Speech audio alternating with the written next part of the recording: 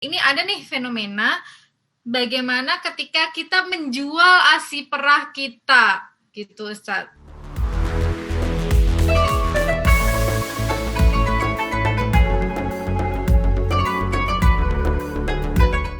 Nah, kemudian pertanyaan selanjutnya ya Ustadz ya.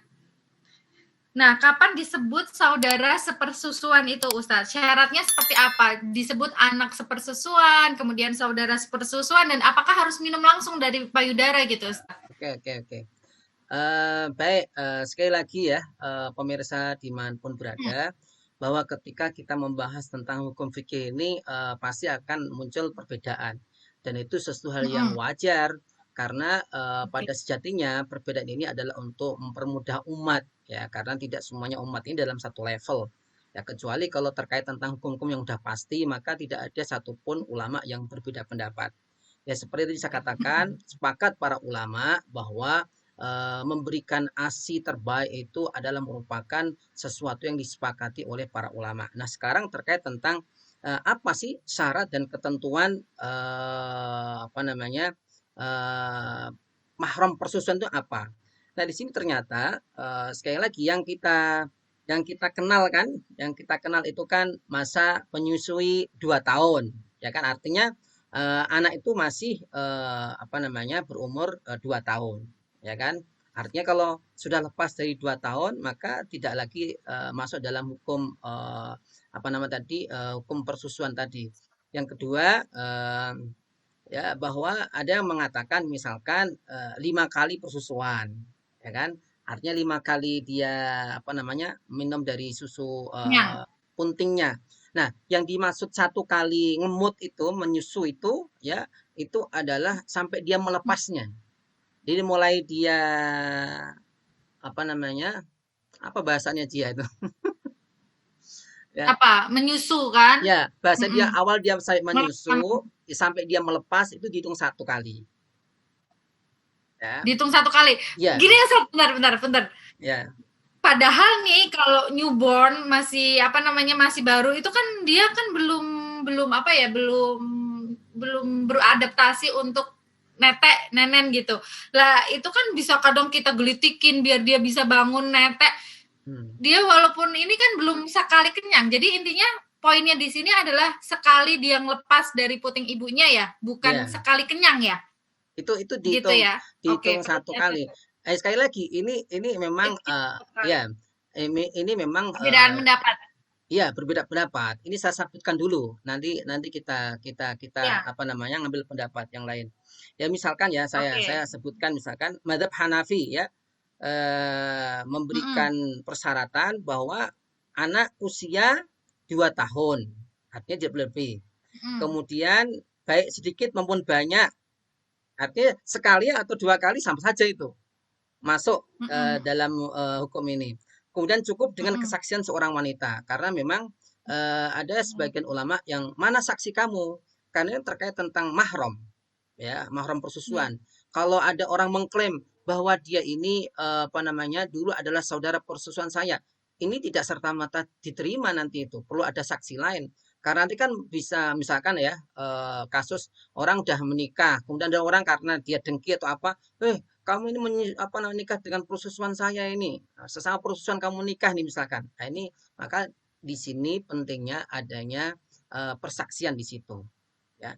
Kemudian misalkan mazhab Maliki, ya, memberikan syarat sama 2 tahun, kemudian tidak ada kadar penyusuan. Jadi mau dikit banyak nggak ada masalah itu. Kemudian ada kesaksian 2 wanita. Nah, ini 2 wanita saksinya. Nah, yang di kita itu kebanyakan, karena di Indonesia ini kan kebanyakan mazhabnya mazhab Syafi'i. Ya, kebanyakan, dan ini yang menjadi rujukan. Yaitu apa? Ya, pada usia 2 tahun, sama ini standar semua ulama sepakat, ya, usia anak yang disusui itu masih di bawah 2 tahun. Kemudian sebanyak 5 kali susuan yang mengenyangkan. Hmm. Nah, ini Syafi'i. 5 kali persusuan ya mengenyangkan. Ya, kalau sampai 5 kali nggak mengenyangkan, nah, taunya mengenyangkan bagaimana? Dia sampai dia melepas dirinya sendiri, Oke. ya kan? Iya, iya. Saya nggak tahu Iya, situnya oke. situnya gimana. Nah, Iya, iya, oke. kemudian apa namanya? Ada kesaksian 4 wanita. Oh, Imam Syafi'i seperti itu. Ya tadi itu takutnya nanti ada orang karena dia mengaku-ngaku saudara susu, maka ini membutuhkan 4 saksi. Nah, kalau Imam Hambali ya, menimbulkan hubungan mahram ya jika persusuan terjadi usia 2 tahun. Sama, 2 tahun. Kemudian 5 kali susuan yang mengenyangkan. Jadi dari sini antara madhab Hambali dengan madhab Syafi'i ya Oke. ada kedekatan, sangat kedekatan. Karena apa? Ya karena ini antara guru dengan murid sebenarnya itu. Imam Syafi'i itu gurunya Imam Hambali. Jadi ya bisa dikatakan apa namanya hampir sama apa namanya persyaratannya, yaitu 2 tahun, kemudian 5 kali apa namanya susuan Banyak. yang mengenyangkan. Ya. Hanya bedanya satu mensyaratkan ada syarat wanita yang menyaksikan, satunya tidak. Tapi Oke. kalau mazhab Hanafi dan mazhab Maliki ini juga hampir berdekatan bahwa terkait tentang 5 kali susuan itu tidak menjadi syarat. Makanya kalau ada orang ya ngakalin, tahu bahasa ngakalin ya, ngakalin ini, Iya, I wah see. ini sudah 4 kali ini, ya udah 4 kali ini Heeh. misalkan ya, supaya tidak jatuh kepada muhrim, jangan dilanjutkan ke 5 kali misalkan, ya kan, kemudian dilepas misalkan gitu. Iya, saya juga mau nanya gitu tuh. Nah, Mhm. ini adalah termasuk membahayakan. Karena apa? Taruhlah dia misalkan mengikuti mazhab Syafi'i atau mazhab Hambali yang mensyaratkan 5, tetapi ternyata ada mazhab lain yang mengatakan tidak ada syarat itu, ya, bahkan tidak ada Yang syarat penting mengenyangkan. justru gitu ya. Iya, Mhm, makanya mhm. I see. ya kembali Ini baru lagi, nih. nggih, kembali lagi bahwa itu kepada keyakinan kita. Semua ulama ini kalau kita beberkan dalam forum ini membutuhkan waktu banyak ya. Mhm. Setiap ulama kan punya dalil masing-masing itu. Nah, kita tidak mau memperdebatkan itu, kita kembalikan kepada Mhm. para pemirsa. Tapi Pribadi kalau kita di masing-masing. Indonesia memang standarnya mazhab kebanyakan orang Indonesia ini kan mazhab Syafi'i. Maka tadi dikatakan 2 tahun, ya anak masih dianggap itu sebelum nyampe lebih 2 tahun. Kemudian juga 5 kali persusuan yang mengenyangkan. Nah, kemudian juga ada saksi. Itu menurut saya lebih aman yang mengikuti madhab Syafi'i harus ada saksi karena nanti ada kasus lain misalkan orang ngaku-ngaku ini saudara persusuan, saksi yang mana? Nah, ini karena ini termasuk Iya. hukum-hukum yang apa namanya perlu kehati-hatian karena terkait ada hubungan mahram yang nanti menjadikan sah atau tidak sahnya pernikahan tersebut. Wallahu alam. I see. Oke, kemudian Ustadz, itu kan tadi 2 tahun. Ketika itu lebih dari 2 tahun, maka semua hukum ini tidak berlaku. Tidak Misalkan nih, berlaku. nggak sengaja nih, Hmm. oke, nggak sengaja nih sama bapaknya, misalkan kayak gitu, berarti itu nggak berlaku ya? Nggak berlaku. Karena itu Berlaku. syarat-syarat yang disepakati malah itu. Jadi syarat Iya. disepakati. Jadi ulama bolehlah berbeda dalam terkaitan berapa kali prosesuannya. Tapi terkait umur ya apa namanya batas maksimal itu adalah tidak boleh lebih dari 2 tahun anak tersebut. Jadi kalau udah lebih 2 tahun berarti Siap. hukum ini ya batal demi hukum. Oke. Kemudian Ustadz, itu kan 5 kali kenyang itu ada ini nggak apa namanya fatwa yang itu harus nyusu langsung atau direct breastfeeding gitu? Ataukah boleh ASI perah itu sama apa enggak untuk masalah itu? Kan sekarang Ya. kan musimnya ASI perah gitu. Nah, ini yang menjadi perdebatan juga ini. Sekali lagi Gak kembali apa-apa Ustadz, ini kan belajar. ya, sekali lagi mohon maaf ya, supaya ini juga kita belajar, ada perbedaan di Mm-mm. antara ulama. Ada yang mengatakan bahwa yang menjadikan keharaman atau hukum persusuan itu terjadi apabila itu langsung ya ditetein di apa namanya payudara ibu tersebut, ibu persusuannya. Karena menurut Syekh Hmm. Qardawi, beliau memberikan alasan ya diharamkannya itu karena apa? Karena ada syuur, syuur itu perasaan keibuan. Ya, ya. Jadi nempel langsung ada rasa keibuan itulah yang menjadikan apa namanya hukum persusuan itu terjadi. Nah, apabila ya memakai dot atau memakai sendok, artinya tidak langsung kepada susu ibu, ya payudara ibu, ini tidak menjadikan hukum itu berlaku. Tetapi tentu saja pendapat ini tidak pendapat tunggal, ya. Ada sebagian pendapat lain, misalkan ya, kalau kita membaca, kalau teman-teman yang bermadzhab Syafi'i, itu kan biasanya di antara yang menjadi kajiannya adalah kitab yang masyhur di pondok pesantren yang dikenal dengan I'anatul Thalibin. Ya, dalam buku tersebut atau kitab tersebut dijelaskan bahwa hukum, ya, persusuan ini tetap dihukumi sebagai hukum persusuan, artinya baik itu secara langsung lewat ibunya atau Mm-mm. bahasanya itu diperas. Ya, diperas. Ini saya bacakan teksnya ya. Mm-mm. Sawa'un kana bimussissaji au bighairihi kama idza huliba minha thumma subba fi famir rodi, ya. Di sini dikatakan bahwa sama saja sampainya susu itu ke rongga anak dengan jalan mengisap puting atau dengan jalan lainnya. Seperti apabila diperah dari susu itu lalu dituangkan ke mulut bayi tersebut. Nah, ini menurut apa namanya? I'anatul Talibin, yang mana kitab ini mengikuti mazhab Syafi'i, ya, menegaskan bahwa hukumnya sama saja, baik secara langsung lewat putingnya ibu maupun lewat perantara alat-alat lain. Nah, sekali lagi, kembali lagi tadi, ini pilihan kita, ya, mana yang merasa nyaman, maka itu apa namanya bisa dipilih. Tapi kalau kita kembali lagi pendapatnya ulama kontemporer seperti Syekh Yusuf Qaradawi tadi, ternyata ada makosidnya. Makosid itu alasan, ya, hukum itu terjadi, makosid tujuan, ya, tujuan hukum itu terjadi karena apa?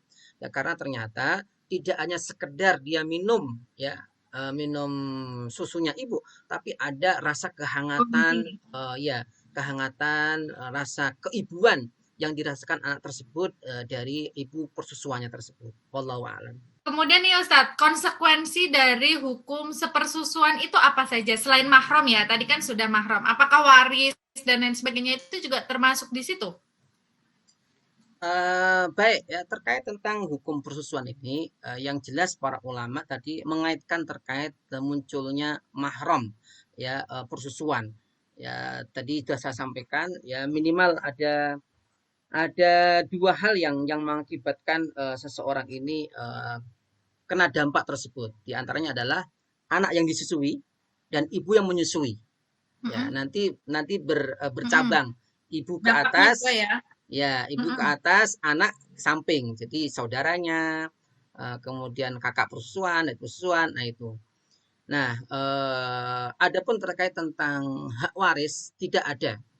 Jadi sepakat para ulama bahwa apa namanya, hubungan persusuan ini dibedakan dengan hubungan darah, Mm-mm. karena yang mendapatkan, Beda. ya, mendapatkan hak warisan itu, ya, di antara syaratnya adalah adanya hubungan darah nasab, ya, bukan hubungan persusuan. Nah, tetapi sekali lagi Rasulullah Shallallahu Alaihi Wasallam itu memberikan contoh, ya. Kita tahu Rasulullah dulu itu kan disusui oleh siapa? Masih ingat Ibu Jia? Ini mah mau apa namanya? Main kuis apa gimana? Ya, siapa Siapa yang Ustadz lupa tuh? eh, ya, Halimah As-Sa'diyah, ya. Halimah As-Sa'diyah ini kan apa Ya. namanya, perempuan yang mendapatkan kemuliaan, memberikan susunya kepada baginda kita Muhammad Shallallahu Alaihi Wasallam. Dan luar biasa ya, orang yang telah berjasa itu Rasulullah tidak pernah melupakannya. Dan itu pelajaran bagi kita semuanya. Siapapun yang telah memberikan jasa kepada kita, janganlah pernah kita melupakannya. Ya, satu saat apa namanya, ketika Rasulullah Shallallahu Alaihi Wasallam berjumpa kembali dengan apa namanya, ibu persusuannya tersebut, itu Rida, Rida, ya, tahu Rida ya, itu digelar, ya, Rida itu semacam apa ya, Slayer, tahu ya Slayer ya. Nah, Rida yang dipakai oleh Rasulullah SAW itu digelarkan untuk ibundanya siapa namanya Halimah Iya. Sa'diyah. Dan ketika beliau pulang itu dibawakan oleh-oleh. Nah, ini luar biasa. Artinya apa? Bahwa hubungan antara ibu susu dan anak persusuan ini itu harus tetap menjaga hubungan silaturahmi. Ya, dia punya hak, yaitu hak apa? Hak al-urf, hak hak al-urfu. Al-urfu itu kebaikan, untuk mendapatkan kebaikan. Ya, bagaimana? Ya, bisa jadi dengan susunya ini anak tersebut terselamatkan, anak tersebut apa namanya menjadi sehat. Nah, ini kan luar biasa ini. Jadi jasa yang luar biasa. Nah, sekali lagi hukukul adami ya, hak anak, hak antar anak Adam ini yang harus dipenuhi, yaitu al-urfu kebaikan, berbuat baik ya kepada orang yang telah memberikan jasa kepada kita. Adapun hak waris ini tentu tadi sudah saya jelaskan harus ada hubungan nasab, hubungan darah. Nah, bagaimana Ustadz kalau misalkan kita ingin memberikan ya bagian harta kita nih gimana nih? Kalau warisan kan nggak bisa nih jelas ya. Maka ada cara lain dengan wasiat, ya memberikan wasiat ya atau memberikan hibah. Ya tentu kalau wasiat kan tidak boleh lebih daripada sepertiga hartanya. Kalau hibah kan haknya dia. Misalkan orangnya kaya nih, dia nih misalkan punya anak persusuan banyak sekali ya kaya alhamdulillah ya mau dibagi semuanya nih sebelum nikah nih dibagi anak persusuan tersebut. Nah ini nih untuk kamu nanti nikah ya. Nah, ini boleh. Boleh tidak ada yang melarang. Nah tentu karena Ibu Jia ini kan punya suami, maka memang para ulama memberikan gambaran harusnya atau minimal sebaiknya itu atas ridho dan izin suaminya. Oke. Oke Ustadz, jadi intinya harus berbuat baik kepada Ya, ibu susu maupun juga muamalahnya juga harus baik ke anak ya, susunya gitu ya. ya Ustadz. Hmm. Nah, permasalahannya adalah ini ada nih fenomena bagaimana ketika kita menjual ASI perah kita gitu Ustadz. Menjual ya. Boleh nggak? Ya, Nah, karena kan pada pada hakikatnya hukum hukum menyusui itu kan kita boleh menyewa ya. Seperti zaman zaman Rasulullah sendiri kan ada memang ibu-ibu itu yang punya baru punya anak karena kelebihan susunya atau apa itu kemudian dia mencari. Jadi ada apa namanya kalau dalam sejarah kita baca itu ada musim-musim orang-orang Badui, orang-orang kampung itu ke kota. Ke kota mana? Ke kota Makkah untuk mencari untuk menawarkan susuan. ya, menawarkan jasa apa namanya persusuan. Nah, termasuk Halimah Sa'diyah ini ketika itu ya masih punya anak yang digendong itu masih ada. Kemudian menawarkan dan subhanallah ya, memang Allah sudah memilih. Itu dia itu beliau itu udah keliling keliling untuk mencari anak-anak yang mau disusui. Enggak ada yang menerima. Sampailah ditemukan ya oleh Allah dengan ibunda Aminah ya ibundanya Rasulullah Shallallahu Alaihi Wasallam. Nah tentu ketika itu adalah dengan ujroh. Ujroh itu artinya dengan membayar. Maka dengan demikian ya hukumnya ya kembali lagi boleh ya boleh kita misalkan menjual ASI kita itu tidak ada larangan. Kalau matok karet, Kan ya boleh saja, yang namanya hak kita mau matok berapa oh gitu. nggak ada masalah, nggak ada larangan. Ya, yang penting itu adalah antarodin. Yang penting itu adalah saling ridho. Nah tentu ini kembali nanti kepada etika ya. Kan ada orang itu masa sih asik kok dijual. Kita bukan membahas itu, tapi membahas Nah ya, tentang hukumnya. Boleh atau tidak? Jawabnya boleh. Adapun terhadap etika atau tradisi ini kembali kepada kebiasaan saja. Wallahu alam. oke, jadi intinya boleh didonorkan dan boleh kita menawarkan untuk menjadi ibu sepersusuan gitu, Ya, boleh. ibu susu Dan gitu ya. ya, dan Nah itu kan kemudian bagaimana? ya, dan itu artinya ada anjurannya kan bagaimana dalam surat Al-Maidah misalkan secara dalil umum misalkan wa ta'awanu 'alal birri wat taqwa. Jadi kita itu disuruh untuk saling menolong dalam kebaikan. Dan tentu ini adalah hal-hal yang masuk dalam hal kebaikan. Karena jika kita mampu menyelamatkan orang, masya Allah pahalanya sangat luar biasa itu.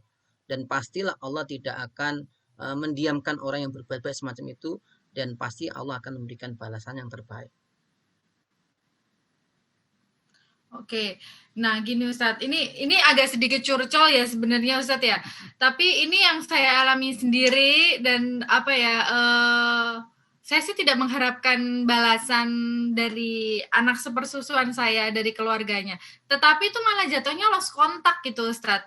Jadi mereka itu menghubungi saya atau menghubungi suami biasanya karena apa namanya dari pihak rumah sakit itu menganjurkan ayo kamu harus cari donor ASI gitu kan. Kemudian saya sudah ngasih nih ASI ke mereka. Sudah dicatat memang, tapi habis itu lost kontak. Padahal kan sebenarnya itu hubungan mahram dan lain Iya. sebagainya itu kan Ustadz Mm-mm. konsekuensinya. Nah terus Mm-mm. sebaiknya kita harus seperti apa kalau ada orang yang lost kontak sama kita gitu Ustadz? Kan serem juga kan nanti ke Ya, depannya kan. memang dampak daripada prosesan ini sangat begitu kompleks ya. Tidak hanya sekedar kita memberikan susu pada anak orang lain, tapi kaitannya adalah hubungan mahram yang nanti berkaitan tentang pernikahan. Ya, kita kan tidak tahu ya, tidak tahu apakah anak kita atau anak-anak di antara anak kita ini yang ketemu dengan anak persusuan kita, kita tidak tahu. Maka kenapa para ulama bersepakat jikalau semacam itu, pertama kita harus hati-hati. Ya, harus hati-hati tidak sembarang orang yang minta persesuaian dengan kita kemudian kita berikan. Kan harus tahu ya, harus tahu siapa dia, keluarganya mana. Karena ini terkait tentang tadi hubungan mahram persusuan itu.